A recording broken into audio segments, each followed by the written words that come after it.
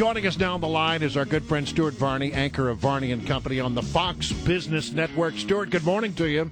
Hey, good morning, Brian. All right, so you got this website, this Obamacare, healthcare.gov, Obamacare website that is, by most accounts, an unmitigated disaster. It's still not working. How many weeks now? It's still not working. There's a tech surge underway, and we're all told it's going to get fixed eventually, although you hear stories that it's a real serious fix, and it may be some time before they get it up and running. I compare and contrast that with what happens in the free market. In the private sector, when somebody screws up. I recall the story of the guy from Apple who came out with Apple Maps, and it was a disaster. I mean, people were driving into rivers, turning into active runways at airports because of Apple Maps. That guy got fired. Why is it we never fire anybody when the government screws up? That was a very good long opening statement. Sorry, it was a rant. I got it out of my system. Everything I got to say. But look, what do you think would happen if the Amazon system went down for 10 minutes? What do you think would happen to the stock price? Right. It would plunge. Yeah. What do you think would happen if it went down for 24 hours? It would crash. What do you think would happen if it didn't work for 3 weeks? It would cease to exist. Right. But in the government sector, they can get away with it. And I think what's happening at the moment is the whole concept of government is crashing in and of itself. Government is at the heart of the Obama presidency. He's all government all the time. And when you try to put it into practice, it clearly doesn't work. The central premise of this presidency is at issue here. And I don't think there's any way around a delay in the individual mandate for Obamacare. And if you delay it for 1 year, I think you really start to unravel this thing. Stuart Varney, using your Amazon analogy and using Brian's analogy with Apple Maps, here's the big difference here. When Amazon goes down, the customer goes to barnesandnoble.com. When the iMaps didn't work for the Apple, people used Google Maps. They got a Google Map. There was an alternative. There is no alternative for people in this, and it's the law. They have to get insurance or they're going to be fined. Isn't that the root of the problem here? Because there's no competition. They don't have to be good.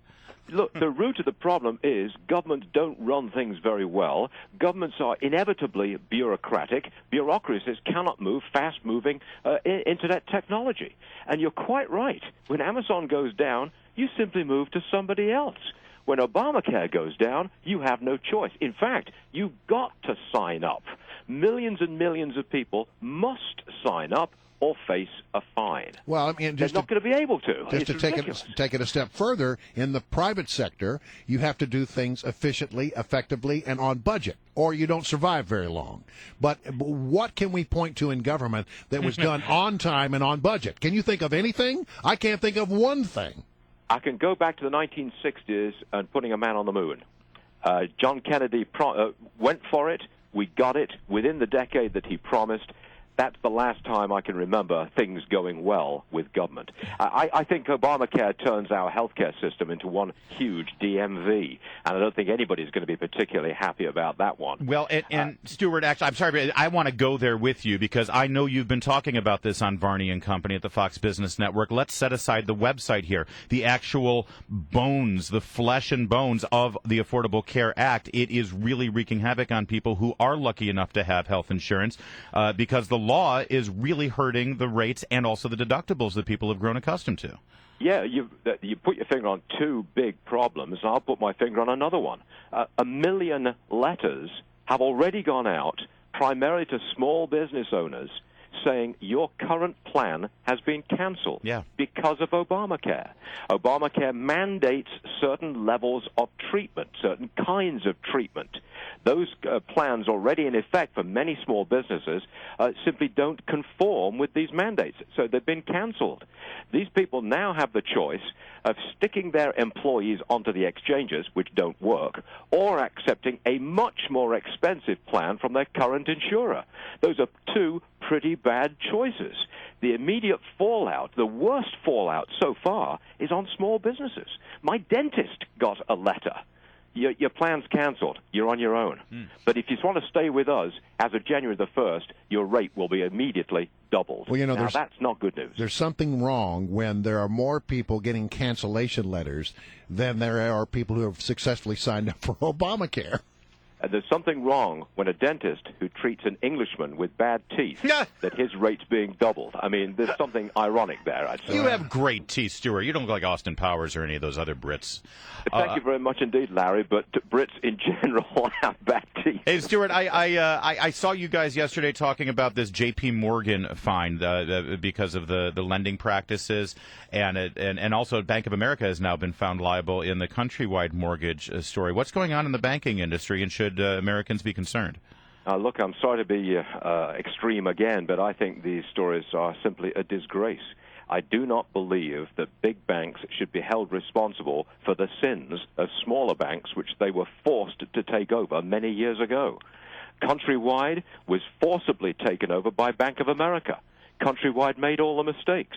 Bank of America must pay for them. I don't think that's right. And the same thing with Bear Stearns. They made all the mistakes back in 2007. They were then forcibly taken over by J.P. Morgan at the insistence of the government, and now J.P. Morgan has to pay out $13 billion in fines. It's a witch hunt.